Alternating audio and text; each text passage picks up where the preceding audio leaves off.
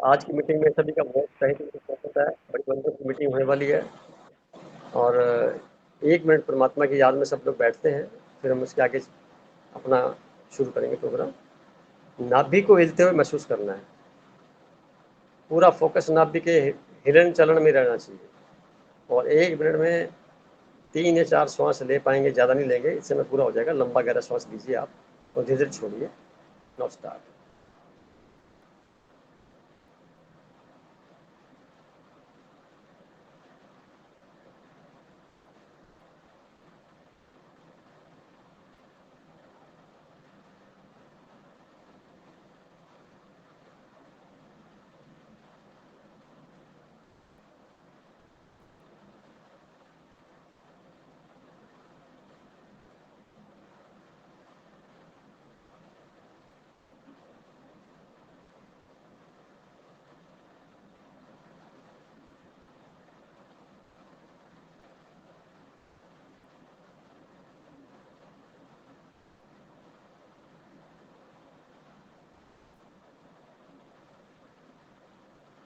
Okay, पुनः सभी का तहे दिल से स्वागत है।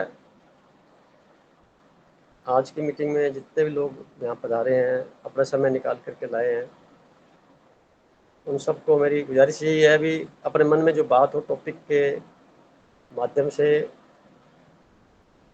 या कुछ मेरी जानकारी भी देने के बाद कुछ समझ में ना आता हो तो पूछे, और पहले भी कुछ पूछने वाली बात रह गई है तो मन में ना रखते हुए, संकोच न करते हुए विचार विमर्श करिए। हम सब लोग एक ही पथ के राही हैं, कोई इंटेलिजेंट ज़्यादा नहीं है, सब बराबर है। दूसरी बात, अपने अपने अनुभव के हिसाब से हम बोलते हैं, बात करते हैं। मेरा अनुभव किसी के लिए काम आता है, अच्छी बात नहीं आता है तो वो उसके कर्म भी तो काम करेंगे, उसकी आगे की खुद की यात्रा भी तो है, क्योंकि आध्यात्मिक यात्रा अकेले की होती है। समूह में बैठ के हम जानकारी शेयर कर लेते हैं, अपने अनुभव शेयर कर लेते हैं और उसके बाद फिर अपने आप को प्रेरित करते हुए खुद को मोटिवेट करने के साथ साथ जो हमारा भविष्य का समय है उसको कैसे निर्धारण करना, ये हमारे उस कर्म में निर्भर हो जाता है। तो जैसे पिछली बार मैंने बताया था कि आज भी लिखा है कि टॉपिक में साइन, एक साइन होता है जिसको बोलते हैं राशियाँ। इंग्लिश में साइन कहते हैं, हिंदी में राशियाँ कहते हैं। एक भाव होते हैं जिनको हाउस कहते हैं। आपने कुंडली का प्रारूप देखा होगा, मैं एक बार दिखा देता हूँ आपको। ये इस प्रकार का होता है, दिख रहा होगा ये प्रारूप। ये 1 नंबर भाव है, राशि 9 नंबर की है, भाव 1 है। राशि 9 नंबर की है, भाव 1 है। ये भाव 2, 3, 4, 5, 6, 7, 8, 9, 10, 11 और 12 भाव हो गए। और राशियाँ इनमें सब अलग अलग है। तो जो वर्ड लिखे हुए हैं वो राशि है और भाव फिक्स हैं। भाव फिक्स हैं, राशियाँ परिवर्तित होती हैं। उसका मीनिंग क्या निकलता है?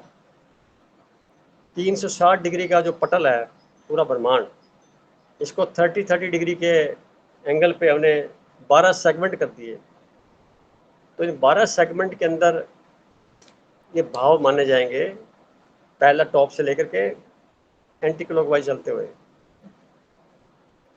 और इनके अंदर जो वर्ड लिखे हुए हैं, जो वर्ड लिखे हैं वो राशि है सीरियली।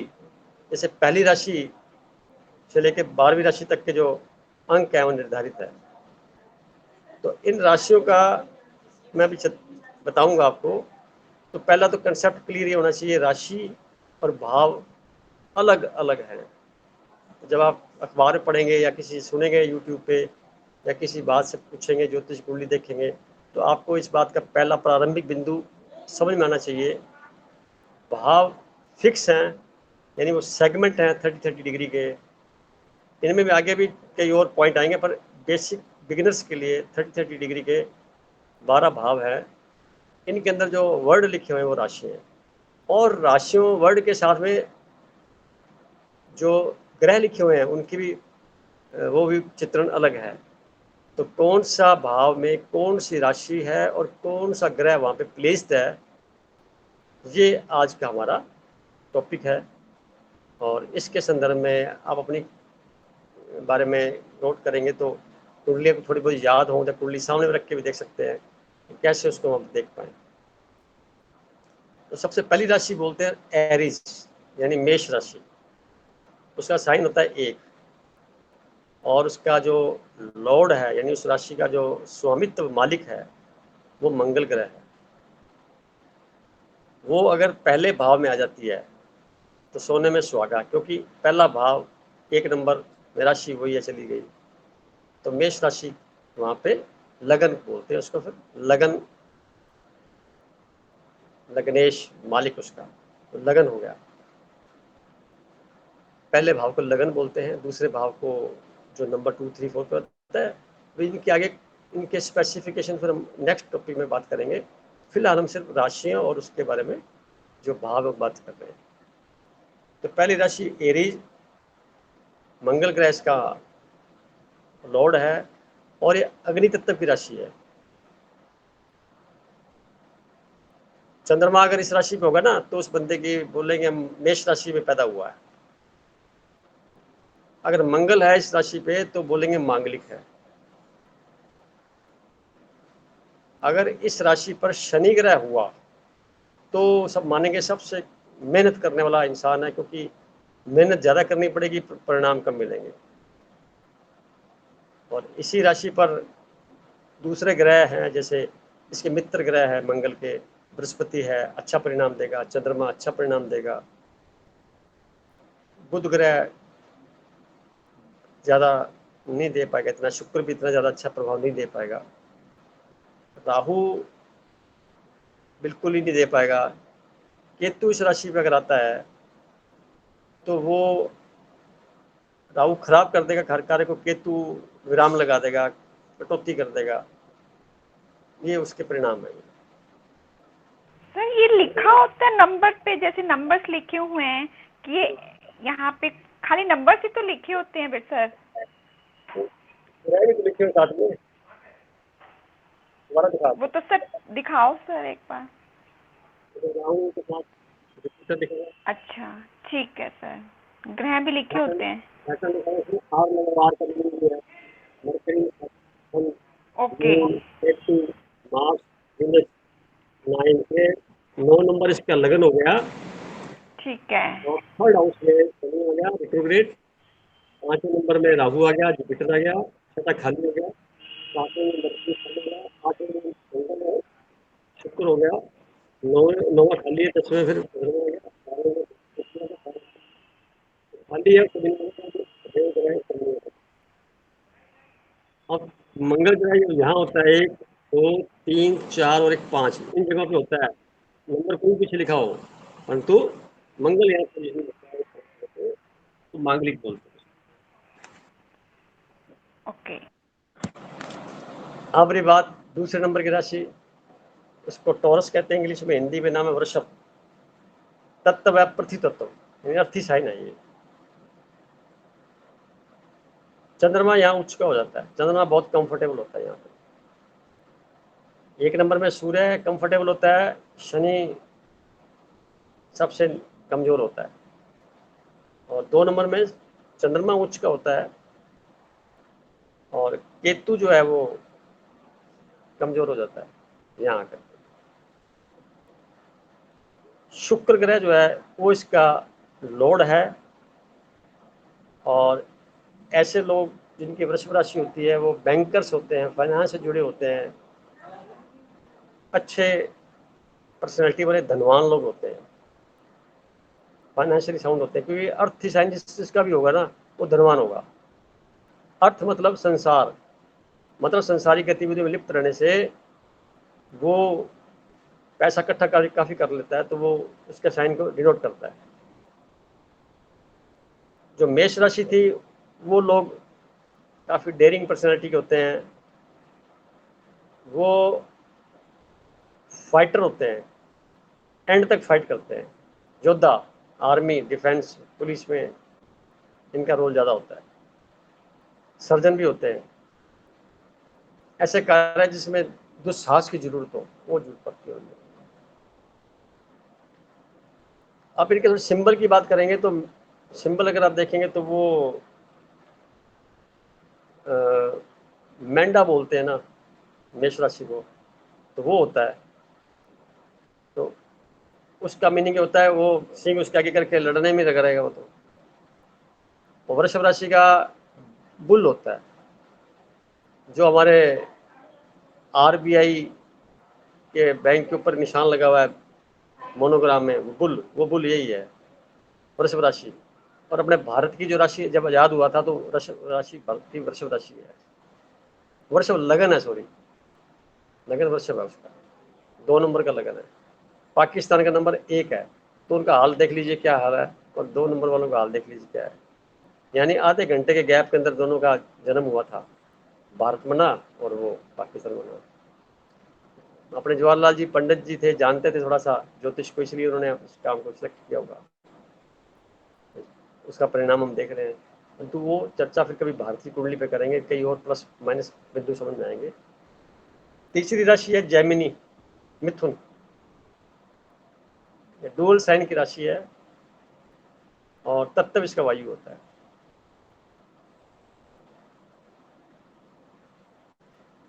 इस राशि में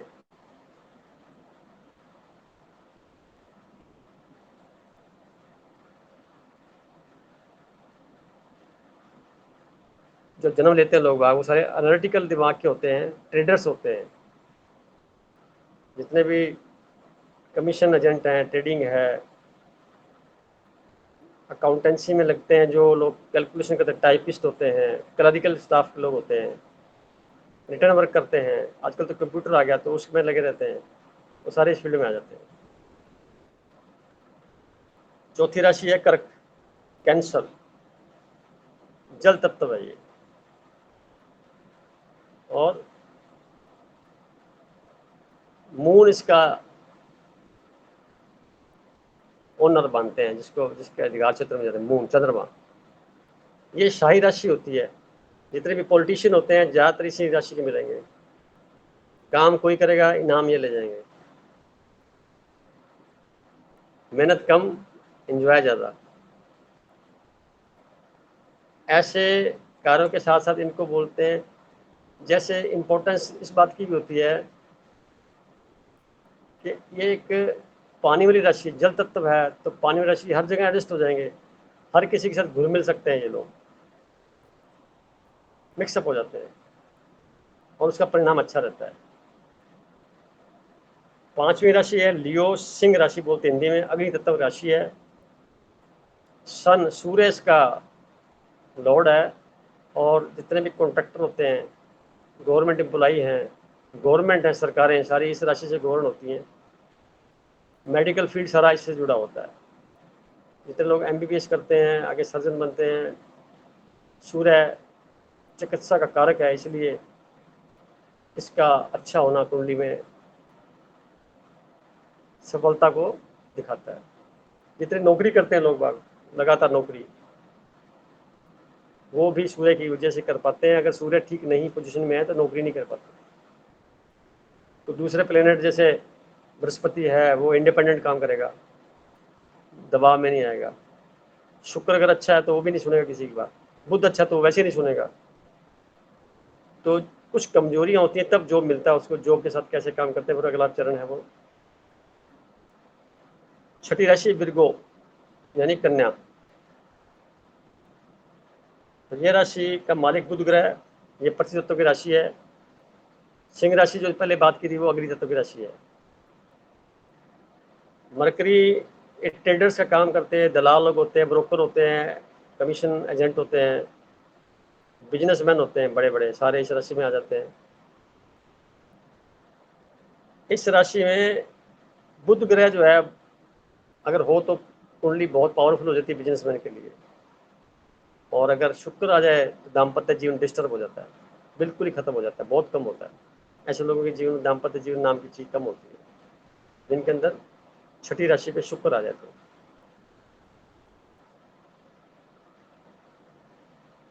सातवीं राशि लिब्रा, तुला। ये एक इंटेलेक्चुअल राशि है और जजमेंट के आधार पर, निर्णय लेने के आधार पर इसको सही माना गया है।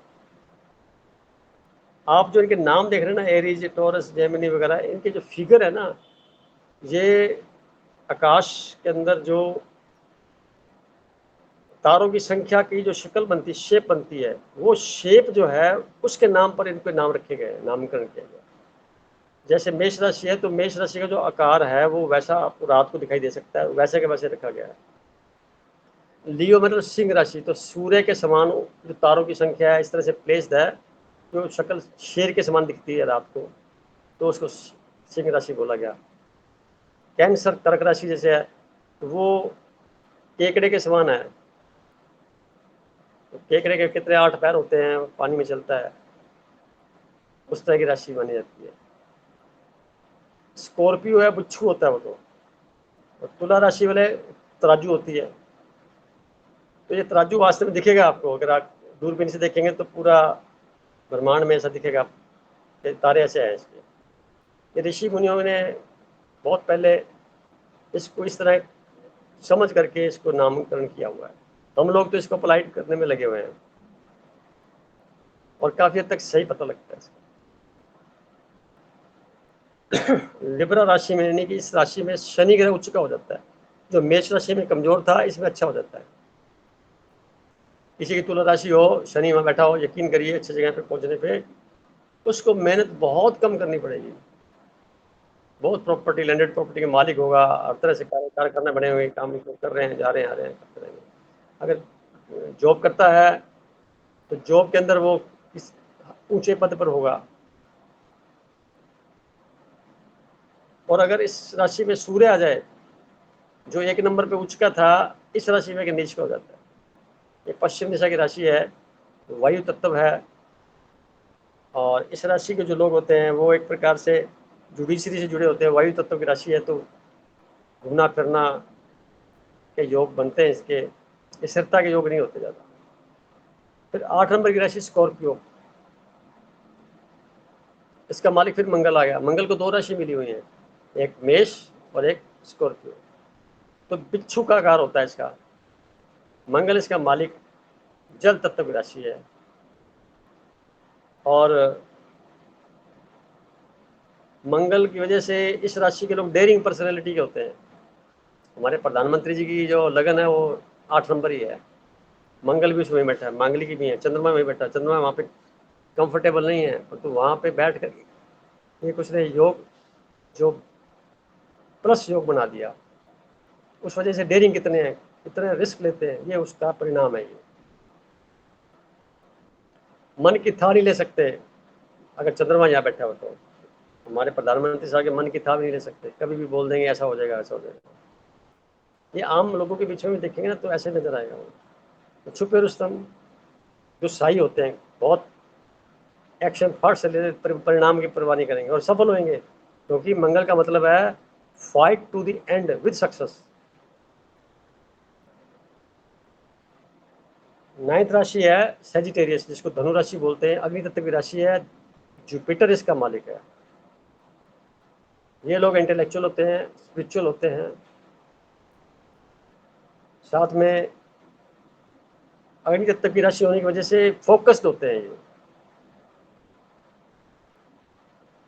इनकी राशि के आप देखेंगे तो तीर कमान पकड़ा होता है, यानी फोकस, निशाना लगा हुआ रहता है, इशारा मिलते काम कर देंगे। तो इनको सपोर्ट मिल जाए दूसरे ग्रहों की तो इनके जीवन में अच्छा परिणाम आ सकता है। इसके बाद है कैप्रिकॉर्न, मकर राशि। मकर राशि पृथ्वी तत्व की राशि है, सैटर्न इसका मालिक है। इस राशि मंगल उच्च का हो जाता है। अगर इस राशि मंगल है, शनि घर में मंगल आ गया, बहुत पावरफुल हो जाता है। तो जितने भी आर्मी में लोग जा रहे हैं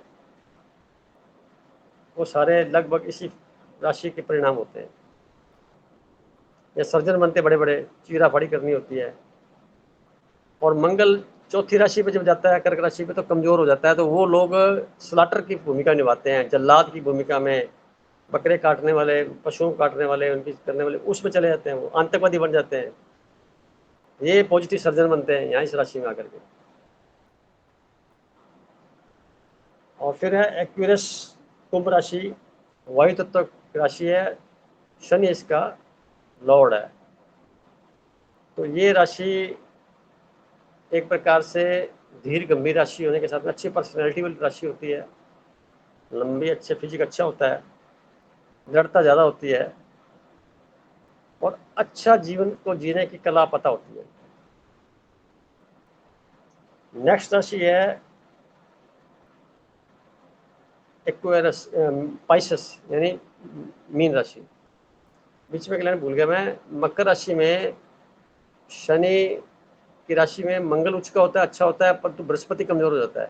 जो लोग मोटे होते हैं ना, फैटी लीवर हो जाता है, मोटे हो जाते हैं, तो उनका ये मकर राशि का कहीं कॉम्बिनेशन होता है, बीमार होते हैं कहीं शुगर की वजह से ज़्यादातर, तो इस राशि की संभावना में लीवर खराब होता है तो गड़बड़ होगी, तो ये राशि में कहने के असर जरूर पड़ेगा। या दशाएं में अंतरदशा, महादशा, दशा के अंदर बीच में कुछ पॉइंट ऐसे आते हैं जिस वजह से ऐसी घटना घटती है। मीन राशि में बात कर रहे थे, मीन राशि है जल तत्व की राशि, अंतिम राशि है पूरे जोडियाक की, पूरे चक्कर की। जुपिटर इसका मालिक है और ये लोग धर्मात्माएं होते हैं। मीन लगन हो या मीन राशि हो, ये लोग सिंपल, सोबर, व्यवहार कुशल, हर जगह मिक्सअप होकर के धार्मिकता और आध्यात्मिकता का कॉम्बिनेशन होता है इनके अंदर, सफल जीवन जीते हैं, पर डुअल पर्सनैलिटी होती है, फिक्स नहीं होती। अब लगन की बात करें, जो पहला पहला भाव बताया मैंने, लगन टॉप पे, राशि कोई हो वहां नंबर कुछ भी लिखा हो, पहला भाव लगन, लगन मतलब तख्त, सिंहासन, उसकी कुर्सी, चेयर। वो लगन कितना पावरफुल है, कौन सी राशि से जुड़ा हुआ है, वैसा वैसा सिंहासन उसको जीवन में मिलता है, चाहे वो मेल हो चाहे फीमेल हो। आपने देखा होगा कई बच्चे घर में बड़े होते हैं बहन भाइयों में, तो उनको बड़े का होता मिलता है, तो उनका लगन बड़ा अच्छा होता है। और किसी को लगन वैसा नहीं मिलता तो दूसरे तीसरे नंबर पे, चौथे पे चले जाते हैं। फिर समाज में वैसे कार्य करते हैं तो वो एक ओहदा और बढ़ जाता है। कर्मों का देख लेते हैं किस प्रकार कर्म हो रहे हैं। तो लगन तक ये बड़ा इंपॉर्टेंट बिंदु है, इसमें भी क्या 0 से लेकर 30 डिग्री तक का रोल है। अब मान लो लगन ये मिल गया 0 डिग्री पे या 1 डिग्री पे, 2 डिग्री पे, तो कोई खास फर्क नहीं पड़ेगा, नॉर्मल रहेगा वो। 8 डिग्री से लेकर के 22 डिग्री के बीच में अगर लगन बनता है तो परफेक्ट, पावरफुल, स्ट्रॉन्ग बॉडी, बहुत सुंदर फिजिक के साथ में वो अपना जीवन जिएगा। तो मेरी तरफ से तो आज का टॉपिक का जो मैंने बताना था बता दिया। अब आपके मन में कोई प्रश्न हो, किसी के अंदर कोई, आधा घंटा बचा है तो अपने बात कर लेते हैं। स्वागत है सबसे पहले, जो मेंबर जुड़े हैं, मुझे इसमें दिखाई नहीं दे रहे कौन कौन है, पर जो बोलेंगे मैं उसकी बात को सुनूंगा। आप सभी साधारण आमंत्रित हैं, जो आप चाहें बोलना कह सकते हैं अपनी बात को। स्वागत है, बोलिए।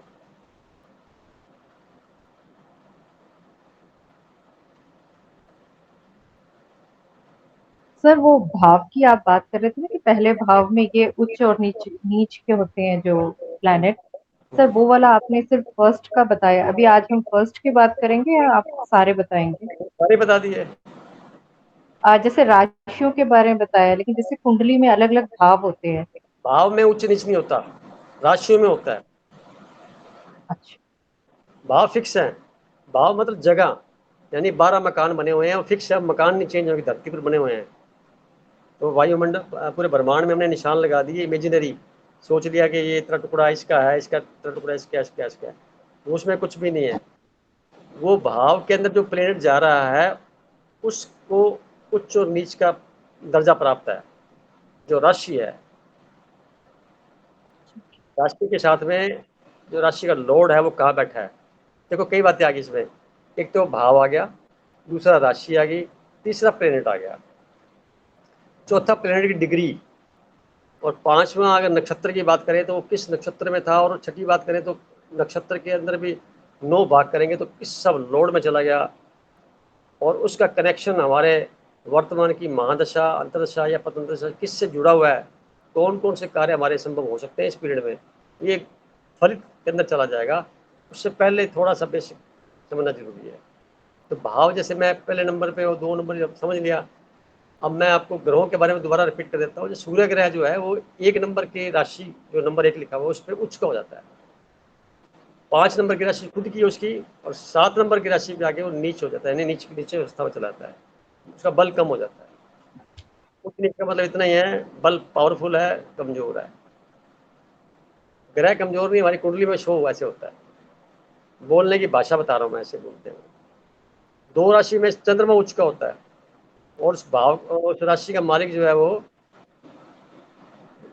शुक्र ग्रह है। और तीसरे नंबर की राशि में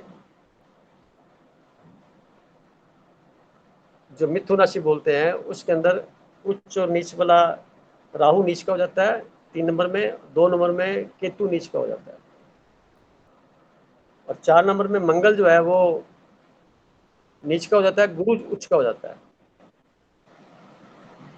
5 नंबर में 4 नंबर चंद्रमा की राशि है, पर जब इसके अंदर सूर्य चंद्र इसके अंदर बैठ जाएगा, बृहस्पति बैठ जाएगा तो उच्च का हो जाएगा, बहुत पावरफुल हो जाएगा।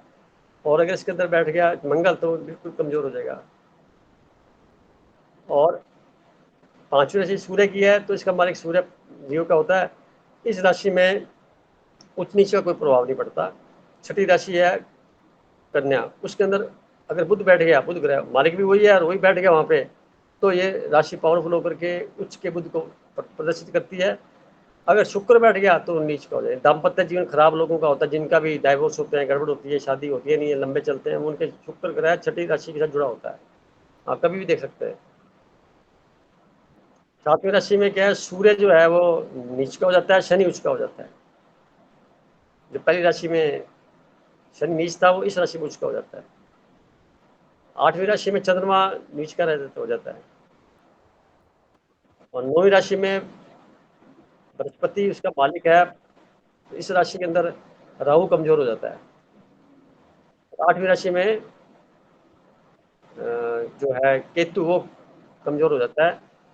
2 नंबर में केतु उच्च का हो जाता है। इसके अलावा 10 नंबर की राशि में मंगल उच्च का हो जाता है, बृहस्पति कमजोर हो जाता है। 11 नंबर में कोई फर्क नहीं पड़ता। 12 नंबर की राशि में बुध ग्रह कमजोर हो जाता है, और शुक्र उच्च का हो जाता है।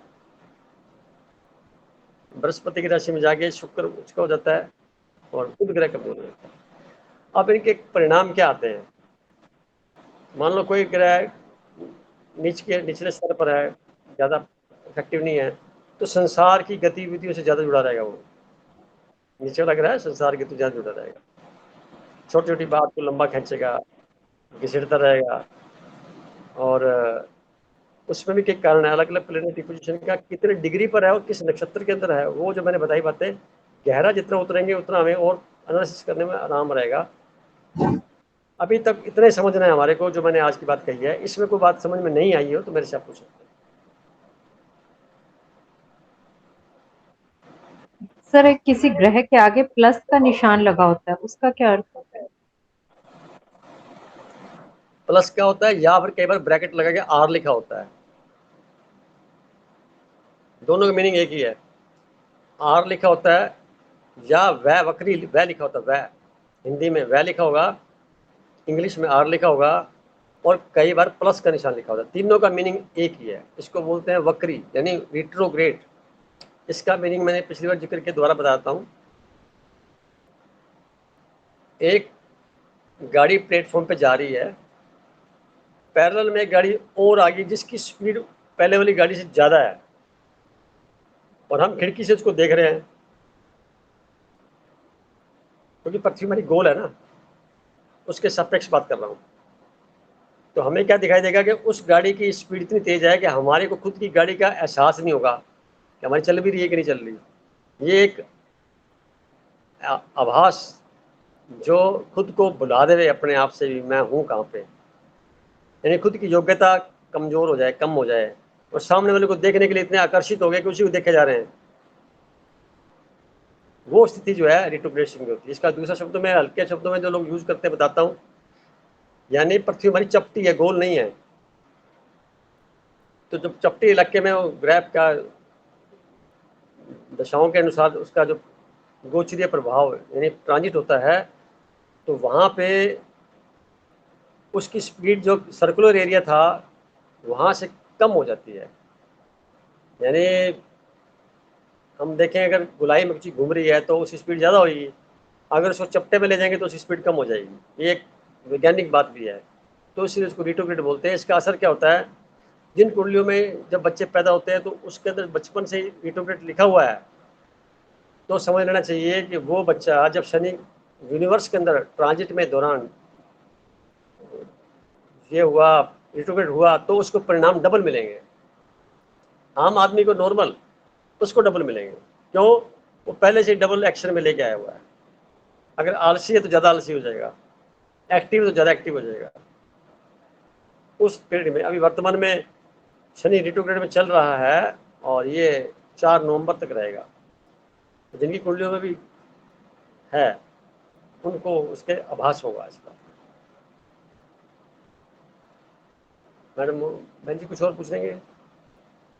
नहीं सर, सर एक बस वैसे ही छोटा सा प्रश्न है, जैसे अपने हाँ। किसी बात करते हैं कि इस राशि वाले लोग मतलब अच्छे डॉक्टर बनते हैं या कुछ अच्छे वक्ता होते हैं, तो मेरे मन में एक प्रश्न आया कि हम कभी हाउसवाइफ की बात नहीं करते, वो जो क्वालिटीज होती हैं, तो हम क्या क्योंकि उनको हम किस तरह से एक्सप्लेन या डिफाइन करते हैं, जो क्योंकि अधिकतर गृहिणियां ही होती है महिलाएं, हाँ, तो वो किस श्रेणी में आती है?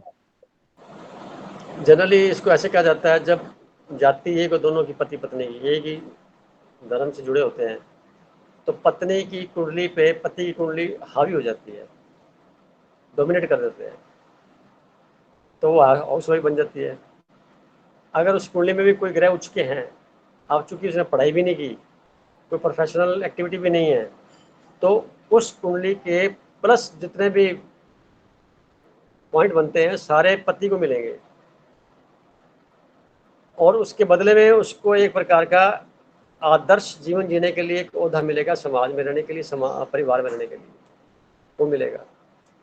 यानी जॉब करना ही नहीं होता, घर भी तो बहुत बड़ा जॉब करने वाला स्थल है, जहाँ पे योग्यता सिद्ध करनी पड़ती है, सभी को एक साथ एकजुट में बांध के रखना।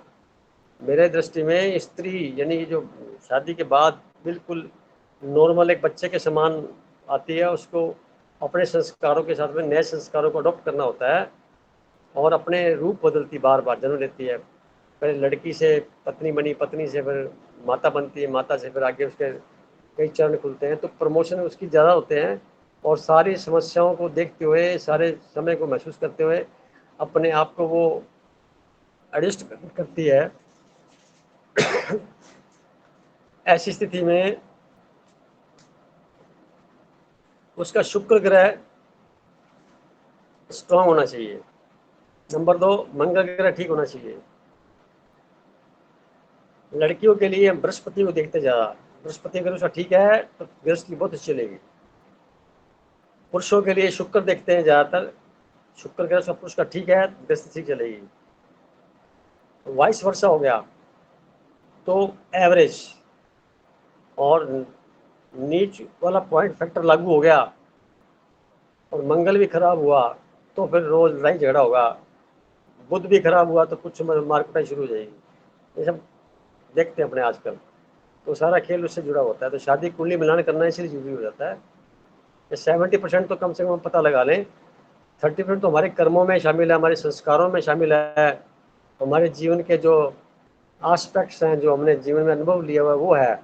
70% तो फिक्स है, डेस्टिनी बिल्कुल वैसी की वैसी चलेगी, आप कुछ नहीं बदल सकते।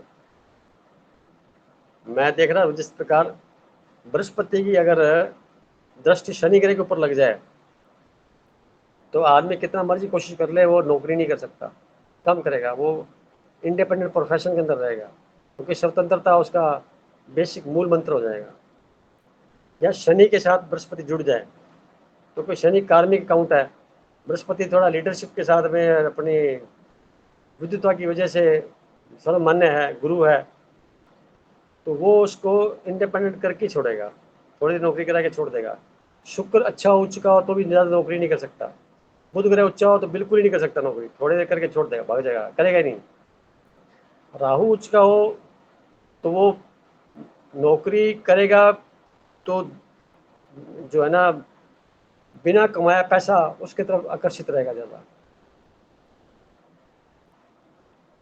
केतु वाला अगर करेगा, नौकरी तो वो वहाँ पे शॉर्टकट तरीके से काम को फटाफट वाइंड अप करता चला जाएगा, पेंडिंग नहीं छोड़ेगा।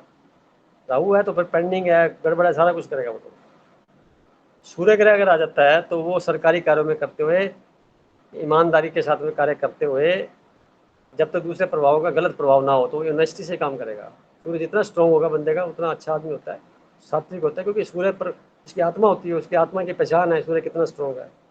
मन पहचान है उसके चंद्रमा की कितना स्ट्रांग है। बुध ग्रह जो है उसके शरीर के जो अंग हैं वो, और उसकी बाहर का वातावरण, चेहरे की स्टाइल, बॉडी के कलर, और ये सारा लगन से देखते हैं। अच्छा, अगली बार हम बताएंगे आपको भी पहले भाव से क्या क्या देखते हैं, दूसरे से क्या क्या देखते हैं। वो लंबा चलेगा तो 2 किस्तों में ले लेंगे। तो आप इस अब तक की जो यात्रा की गई है इसमें कोई बात पूछने वाली हो तो पूछ सकते हैं। सूरज जी नमस्कार। महावीर अच्छा, बहुत अच्छा स्वागत है आपका, नमस्ते। कैसे हैं? ठीक हैं? हाँ, मैं ठीक हूँ, आप सुनाएं। अच्छा, मैं ये कह रहा था कि आप जो बातें बता रहे हैं ना, बातें तो देखो बहुत गूढ़ हैं और कुछ थोड़ी बहुत समझ में आती हैं। इसमें मेरा सबमिशन ये था आपसे भी और ग्रुप से भी कि इसमें कुछ केस स्टडीज अगर हम रख लें तो थोड़ा सा और समझ है ना अच्छी बेहतर हो जाएगी। जैसे 2-4 कुंडली आप या 1-2 कुंडली एनालाइज करके बता दें, और फिर भाई सभी मेंबर भी एक आध कुंडली एनालाइज करें, फिर वो आपको बताएं कि इसमें ये हमारी ऑब्जर्वेशन है, आप बोलोगे ये यहाँ पे आपने ठीक नहीं किया, ये आपने बिल्कुल ठीक किया है। तब मुझे लगता है थोड़ा केस स्टडी अगर जुड़ जाए तो आप इसके बारे में देखें। तो ऐसा करते हैं ना, इसके लिए तरीका ये है कि पहले थोड़ा सा इन ग्रहों का हम वर्णन कर लें, ताकि थोड़ा बेसिक पता लग जाए हल्का सा। अभी भावों का पता नहीं, पूरा ग्रहों की सिग्निफिकेशन का पता नहीं है। थोड़ा सा 2-3 हफ्ता बीत जाने दीजिए, फिर केस स्टडी करेंगे, सबकी कुंडलियाँ लेंगे। हाँ डाउट है, जितने मेंबर है सबकी एक एक कुंडली लेते चले जाएंगे और बात करते चले जाएंगे। एक दिन में, मतलब एक सप्ताह के दिन के 2 कुंडली ले लेंगे। 2 कुंडली में आधा आधा घंटा बहुत होता है, या 3 या 4 भी ले सकते हैं बीच में वार्तालाप करते करते, जैसा समय लगेगा अपने को। तो उनके क्या होगा कि जीवन में क्वेश्चन क्रॉस किया जाएगा, अभी क्या ऐसा हुआ था, तो वो बताएंगे हाँ हुआ था कि नहीं हुआ था। पर ये कुंडली का ऐसे पक्ष जानना करना सबके सामने, ये थोड़ा बिंदु दूसरा आ जाएगा। अगर मुझे तो कोई दिक्कत नहीं, मैं तो कर सकता हूँ। या फिर कोई कॉमन कुंडली लेंगे जो किसी के मन में है या कुछ देना चाहता है स्टडी के लिए, वो उसके बाद दर्ज कर लेंगे। अज्ञात कुंडलियाँ होती है कई। हाँ, नहीं वो अज्ञात भी कर सकते हैं। और सभी मेंबर अगर मान लो कुछ ऐसा भी है कि अगर कोई चुगनी हो तो कोई नहीं भाई, 20 में से हम 4-5 भी कर सकते हैं, तो ताकि अध्ययन करने का थोड़ा सा अभ्यास हो जाएगा कि कैसे हम उस चीज को समझें, कैसे उससे कुछ हिंट लें, कैसे उससे निष्कर्ष निकालें कि ये ऐसा हो उस सकता समय है, ऐसी संभावना है। एक दिमाग बात हो रही है, क्यों ना हम इंडिविजुअल कुंडली के साथ साथ एक कुंडली सप्ताह में लेंगे, जो भाग्यवानों की कुंडलियाँ, अभी तक विश्व के अंदर जो लोग पैदा हुए हैं उनके जीवन के बारे में अध्ययन करेंगे एक कुंडली लेकर के, और उसमें सारा कुछ समेट के आ जाएगा। फिर कोई क्वेश्चन होंगे इंडिविजुअल कुंडली में तो वहाँ से क्रिएट पता लग जाएगा, क्योंकि ये जिसको हम जानते हैं पूरा सब लोग संसार जानता है, तो उस कुंडली का क्या क्या कारणों से क्या क्या हुआ वो कुंडली बता देगी। तो उससे काफ़ी पता हाँ, लगेगा। ये भी अच्छी आपकी सोच है, ये भी बढ़िया है। कि मान लो हम लता मंगेशकर जी की कुंडली देखें, हम्म। मान लो हम नरेंद्र मोदी जी की कुंडली देखें, मान लो भारत की कुंडली देखें, पाकिस्तान की देखें, अमेरिका की देखें, यूक्रेन की देखें, रशिया की देखें, क्या हो रहा है, क्यों हो दो रहा चार है। 2-4 ऐसी भी देखे ना जो भाई परेशानी की दौर से गुजरे, तो क्यों गुजरे, उसका क्या कारण रहा है, वो भी थोड़ा। तो डेस्टिनी जिसे बोलते हैं वो प्रूव हो जाएगी। वास्तव में हमारी इच्छा में कुछ भी नहीं है, we are nothing to do, we are just puppet. हम अपना कर्म ही कर सकते हैं, सारा कुछ पहले से डिस्टाइन है। कुछ छूट जो मिली हुई है वो हमारे सेटिस्फेक्शन के लिए मिली हुई है, कि हमने किया, लगा, हमने कर दिया, बस बढ़िया हो गया, ऐसा नहीं है। हमारा और जो डेस्टिनी की कोरिलेशन था वो मैच कर गया, इसलिए हो गया। अब डेस्टिनी ने हमारे लिए जो व्यवस्था बना रखी है उसमें हमें चलने के लिए बाध्य हैं हम, तो वैसा ही होगा। एग्जाम्पल में अब्दुल कलाम जी डिफेंस में जॉब करने के लिए गए थे, उनका जॉब नहीं मिला, उनको रिजेक्ट करके भेज दिया, जाइए आप। कितने अपसेट हुए होंगे, और जॉब की सख्त ज़रूरत, और उनको एक एयरमैन या छोटा सा अधिकारी बनाने की बात थी, तो उसमें नहीं सफल हो पाए। बाद में क्या हुआ, डेस्टिनी को पूरे कमांडर, चीफ कमांडर बना दिया, डिफेंस का राष्ट्रपति बना दिया, भारत का पूरा बनाया ना ये। अगर वो जॉब कर लेते तो क्या उस पद पे पहुंच सकते थे? नहीं पहुंच सकते थे, क्योंकि प्रकृति को कुछ और मंजूर था। भले उनको उस वक्त बड़ा फील हुआ होगा, परंतु उनको लिए रास्ता तैयार पड़ा था, घूम घाम करके वापस वहां लेके चलते। ऐसे एग्जाम्पल हम कुंडलियों से देख सकते हैं, और हमें बूस्टिंग मिलेगी इस बात की कि हम लोग क्या लिखा के लाए हैं ऊपर से, हमारे कौन से कार्मिक अकाउंट से हम क्या लेके आए जिससे हमारा जीवन जो है बहुत बेहतर तरीके से आगे बढ़े, और हम क्या करें। यानी पता लगने के बाद में 70% प्लस 30% को हम ऐड करके अपने जीवन को अच्छा बनाने में मदद कर सकते हैं। एग्जाम्पल के तौर पे मंगल ग्रह जो है, जो 4 राशि पे आ जाता है किसी है, कर्क राशि पे, तो 95% लोग नशे के आदी होते हैं।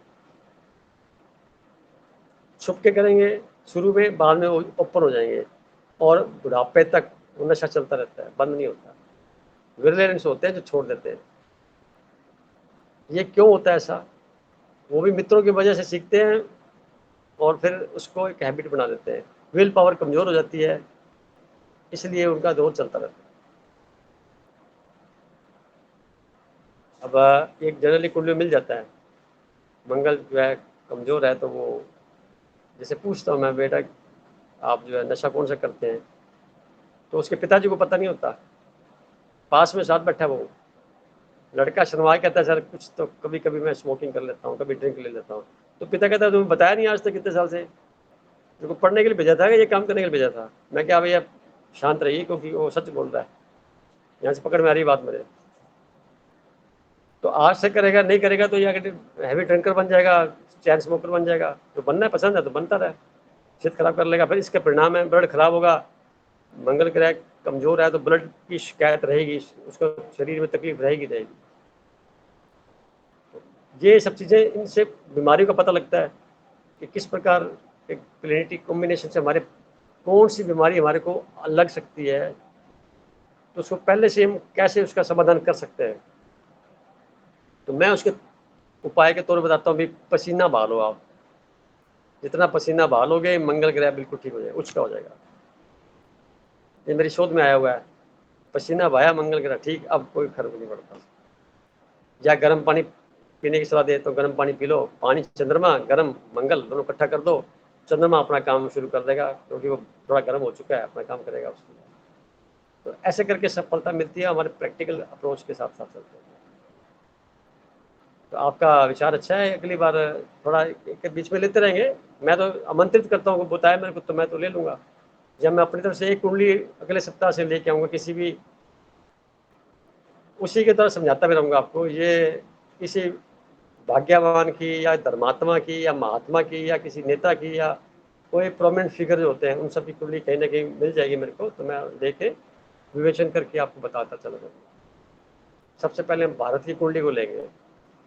इस कुंडली में मैंने शोध किया था 2009 में, फिर 2011 में किया, फिर 15 में किया, यानी काफ़ी समय समय इस पर लगा हुआ था। तो पकड़ में जो मैंने 2009 में बातें लिखी थी वो थीसिस के रूप में वो बाद में घटित हुई। मैं थीसिस मेरी किताब देखूंगा मैंने कहाँ लिखी थी। वो मैंने डिप्लोमा किया था एमएससी का, फिर बाद में मैंने एमएससी की, तो उस एमएससी में दूसरे साल फिर मैंने वो थीसिस लिखी थी एस्ट्रोलॉजी सब्जेक्ट पे। तो वहाँ से फिर मैंने एक लिखा, तो वो मेरे पास लिखे हुए पड़े हैं सारे नोट्स, तो उसको मैं देखूंगा, कुछ मददगार होंगे। क्या मैंने वो सोचा था, आज क्या बोल सकता हूँ मैं, क्यों बोला था मैंने, क्यों लिखा था, तो सारा आपके जो प्रश्न, जैसे जो आपकी उत्सुकता बढ़ेगी, तो उस उत्सुकता के आधार पर ये वार्तालाप सीखने का एक माध्यम बनेगा। मैं आपका शुक्रगुजार हूँ भाई साहब, ये आपने जो लाइन बोली कि कुंडली के साथ में चले हम, तो मैं आपको बताऊंगा ऐसे करके। अगले सप्ताह से अपने एक कुंडली लूंगा मैं किसी की भी, ताकि आपको प्रूवन फिगर की हो। धीरे धीरे बीच में अपनी भी ले लेंगे, किसी को जिज्ञासा तो वो भी हम शांत करेंगे, इसमें कोई बात नहीं है। प्रश्न जो नॉमिनल प्रश्न होते हैं आदमी के वही तो होंगे, उसका समाधान ढूंढ लेंगे।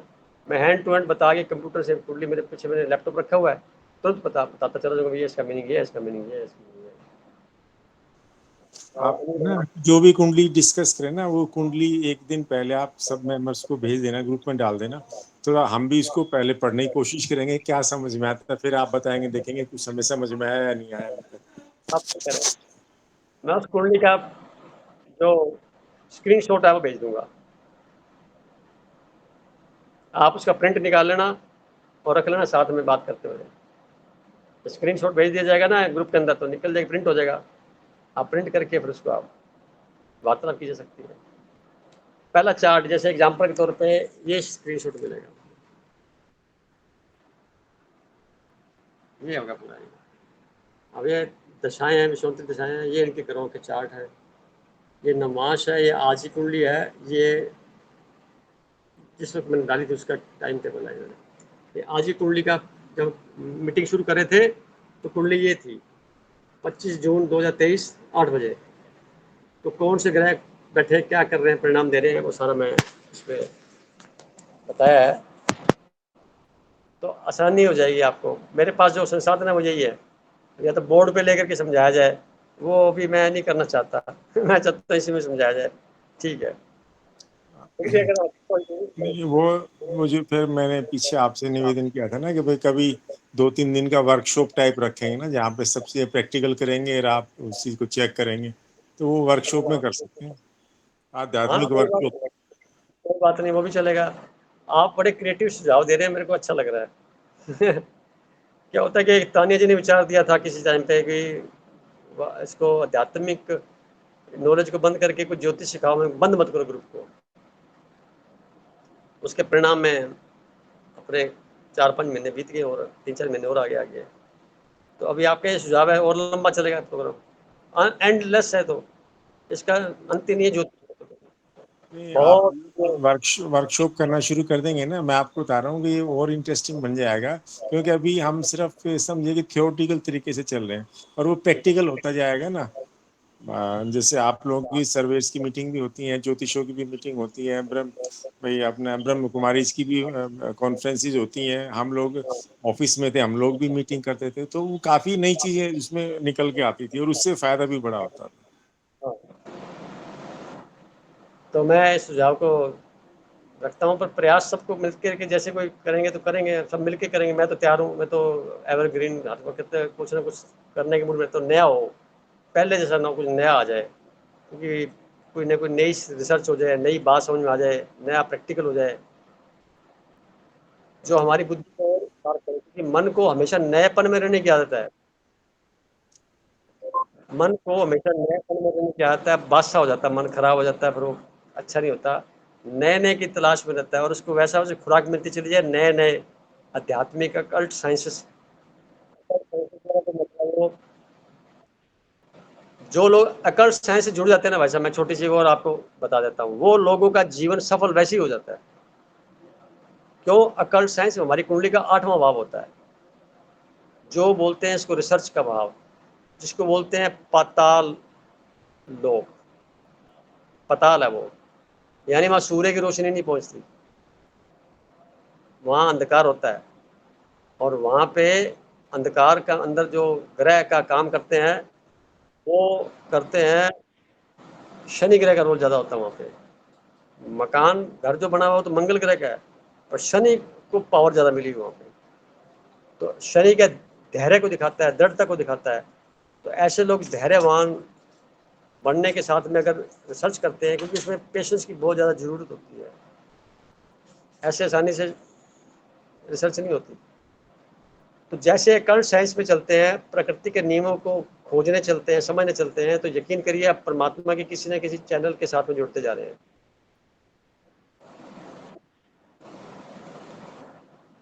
तो ये बात नोट हो गई है। और कुछ पूछना चाहें भाई साहब? बस मैं तो निवेदन कर दिया, बाकी और सदस्य हैं और कुछ और अच्छा। तो 7-8 मिनट बचे हैं, कोई मेंबर बोलना चाहे तो स्वागत है। नए आइडिया लेके तानिया जी भी आते हैं कई बार, तानिया जी से बात कर लेते। तानिया जी कुछ आया लेके आइडिया आपका पास आज नया? Good evening. Good evening. मैं आइडिया तो चलो बाद में बताती हूँ, पर आज तो ऐसे लग रहा है मीटिंग में कोई है ही नहीं। क्यों? सब लोग अपनी वीडियो ऑफ करके बैठे हैं। शर्म आ रही होगी इसलिए। शर्म आ रहे होंगे ना नहीं, तो। आइडिया तो आपके भी बहुत अच्छे अच्छे होते ही हैं, और ना आप हमेशा तैयार ही रहते हो, कोई भी आइडिया देता है तो आप बड़ी जल्दी एक्सेप्ट कर लेते हो उसको। कोई तो फर्क ये नहीं आपका पड़ता। बड़प्पन है। हाँ, क्या होता है कि जब हम रास्ते पे चल रहे हैं और करने कराने वाला कोई और है, श्रेय हम खुद लेना पसंद नहीं करते, और वास्तव में श्रेय खुद लिया भी नहीं जाता। ये सब खेल कोई करवा रहा है, तो ऐसी स्थिति में करवाने वाला क्या करवाएगा मुझे भी नहीं पता, और उस वक्त तब सोचा जाएगा जो होगा अच्छा होगा। क्यों होगा? तो हम रेडी हैं अपने कर्म को करने के लिए, दिशा पता है, कुछ थोड़ी बहुत समझ में आ गई बातें। अब उसका हमें एनालिसिस करके कुछ उसको फ्रेमवर्क कैसे करना है, वो अनुभव पे डिपेंड करता है। और मुझे लगभग काफ़ी साल हो गए हैं, तो इस फील्ड का वो जितना अनुभव है वो सारा इसके अंदर आ जाएगा। वार्तालाप में तो आता ही है, वैसे भी आ जाएगा। कुल मिला करके जो परिणाम आएगा वो अच्छा आएगा। मेरा मानना है कि भाषा ऐसी जो समझ में सरलता से आ जाए, कन्फ्यूजन ना हो। किताबें पढ़ करके नहीं सीख पाएंगे आप। क्यों नहीं सीख पाएंगे? क्योंकि उसमें कन्फ्यूजन में ये जो भी आज मैडम ने बोला ना, अपने छाया जी ने, प्लस का निशान क्या होता है? प्लस, वह बकरी और रेट्रोग्रेड, तीनों का मीनिंग एक होता है। ये कहाँ मिलेगा? ये लाइन नहीं लिखी कहीं मिलेगी। कोई कौन सा? किताब बकरी लिखेगा, कोई किताब ये लिखेगा, कोई बोले, तो कितनी किताबें पढ़ोगे आप? तो जो मैं जानता हूँ तीनों का मीनिंग एक है, तो आपको एक लाइन में क्रिस्टल क्लियर हो गया। इसी तरह से कंबस्ट होता है, अस्त बोलते हैं, अस्त। कोई ग्रह सूर्य से 8 डिग्री के बीच में कोई ग्रह जुड़ जाता है कंजक्शन में, तो वो अस्त हो जाता है, यानी उसने अपनी पावर सारी सूर्य को दे दी, खुद के पास पावर नहीं रही है वो। तो ऐसी स्थिति में क्या परिणाम आएंगे उसके हॉरोस्कोप में, वो हम अध्ययन करते हैं। अभी तक कोई पूरी तरह से ज्योतिष शास्त्र निर्मित नहीं हुआ है कि जो बिल्कुल अकट्ट शब्द बोल देवे। 70% 80% तक इसकी बात चलती है, 10-20% का मार्जिन बना रहता है, टेंडेंसी बनी रहती है, क्योंकि this is science of tendency. This is science of tendency. As it is घटना को बताना कुछ हद तक सही है, कुछ छोटी पर्टिकुलर दशा बताई जा सकती है, सारी नहीं बताई जा सकती। सारे में प्रकृति बैन लगा देगी, वही नहीं विघ्न डाल देगी, होने नहीं देगी वो। ये भी एक खास बात है। मैं बड़ा महसूस करता हूँ इन चीज़ों को, जब रहस्य आउट कर रहा होता है दिक्कत बहुत आ रही होती है मेरे को, तो कुछ ना कुछ कार्य ऐसे चल रहा होता है। तो मैं चाहता हूँ कि जितना हमें पता लग जाए, हमारे ज़िंदगी को अच्छा बनाने की बात ही तो है, और हमारे माध्यम से 4 लोगों को और अच्छा बनने की प्रेरणा मिले, तो और क्या चाहिए। तो और बताइए कुछ विशेष बात। मैंने तो वैसे लेट ज्वाइन किया है, तो अभी कोई वर्कशॉप की बात कर रहे थे, शायद आप चार्ट चार्ट सिखाने वाले हो। आज तो हमने बात की है राशियों के ऊपर। 12 राशियाँ होती हैं, और उनके ओनर कौन है, लॉर्ड कौन है, मालिक कौन है, उनका क्या प्रभाव है हल्का फुल्का बताया। और दूसरे 12 भाव होते हैं। भाव फिक्स है, राशियाँ फिक्स नहीं है। राशियाँ उस पर ग्लाइडिंग करती हैं, यानी एक चार्ट है पूरा फिक्स। वो चार्ट ब्रह्मांड की 360 डिग्री है, उसको इमेजिनरी तौर पे 30 डिग्री के 12 पार्ट बना दिए हमने।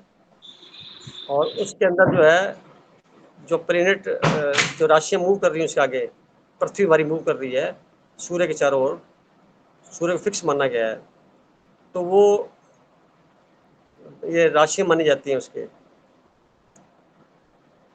उसके बाद जो ये उन राशियों में कितने नक्षत्र हैं, जिसका एक नक्षत्र होता है, यानी 30 डिग्री है, 30 डिग्री में 14 डिग्री और 40 मिनट का, 14 डिग्री और 20 मिनट का एक नक्षत्र होता है। तब जाकर गुणा करेंगे 27 से, तो 360 डिग्री हो जाएगा। फिर एक बात और है, इनके आगे प्लेनेट्स मूव कर रहे हैं, ग्लाइड कर रहे हैं, तो उनका असर क्या पड़ेगा, यानी पहले भाव, फिर राशि, और फिर जो है आपका प्लेनेट। प्लेनेट सूर्य के अलावा किसी में लाइट नहीं है, तो राशि जो है उनमें लाइट है। इसकी नक्षत्रों की, जो 2.25 नक्षत्र हर राशि में होते हैं, तो चंद्रमा 2.25 दिन में वो राशि तय करता है। जनरल हम बात कर रहे हैं इससे, तो वो चंद्रमा सबसे फास्ट मूविंग प्लेनेट माना जाता है, और शनि ग्रह सबसे जो मतलब स्लो के चलने वाला माना जाता है। बाकी यूरेनस, नेपच्यून और 2-3 प्लेनेट और उसका आप जिक्र हम इसलिए नहीं करते, वो बहुत दूर दूर होते हैं, उनकी बहुत असर कम पड़ता है। खास तौर से 7 ग्रह होते हैं, 9 उसके 2 नोड्स होते हैं, यानी चंद्रमा के 2 नोड्स हैं, इधर और इधर, नॉर्थ और साउथ पोल मानते हुए। तो इस पे चर्चा हमने आज की है। कुछ समझ में आया होगा आपको, वीडियो देख लेना, रिकॉर्डिंग सुन लेना, आगे बात कुछ दिक्कत आए तो अगली बार बात करेंगे। और अगली मीटिंग में हम एक किसी न किसी महापुरुष की कुंडली जुड़ लेंगे और उस पर चर्चा करते हुए बात करेंगे, और पहले भारत की कुंडली ले लेंगे साथ में, ताकि कईयों की ना 2 नंबर की राशि होती है या लगन होता है, तो उसको अच्छा फील होगा कि मेरा जीवन कैसा है, उसी कुंडली का अध्ययन वैसे ही हो जाएगा, उसके साथ ही हो जाएगा। और भी कोई बात होगी तो हम और बीच में ले लेंगे। यानी इस विषय को मैं टफ बना करके समझाना नहीं चाहता आपको, इतना सरल तरीके से समझाना चाहता हूँ ताकि आपको दोबारा सुनना की जरूरत भी ना पड़े, एक बार में बात क्लियर हो जाए। मेरा प्रयास है ये, मैं कितना सफल होता पता नहीं मेरे को, मेरा प्रयास ये है। पेचीदा नहीं बनाना मुझे, ना कोई शुभ लाभ, ना कोई बवंडर, ना कोई आडंबर, ना ही किसी प्रकार के कोई ऐसी चीजें थोपना, कोई सुझाव, कोई उपाय, कुछ भी ऐसा नहीं है, क्योंकि डायरेक्टली फिक्स है। पहला फार्मूला यही है, उसी पे चलना होगा। तो आज 9 बज गए हैं, मीटिंग को समापन करते हैं। लास्ट में जब तक बात करें तो बता सकते हैं, बोलिए। कोई क्वेश्चन नहीं है, वाइंड अप करें, नमस्ते करें। वो पुरुषोत्तम जी शायद कुछ बोलना चाह रहे होंगे। बोलो भाई साहब, गोल साहब बोलिए, आपकी अनम्यूट करना होगा आपको।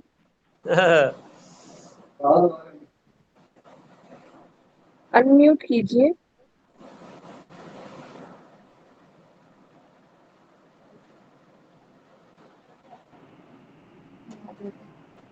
शुक्रिया सर, शुक्रिया।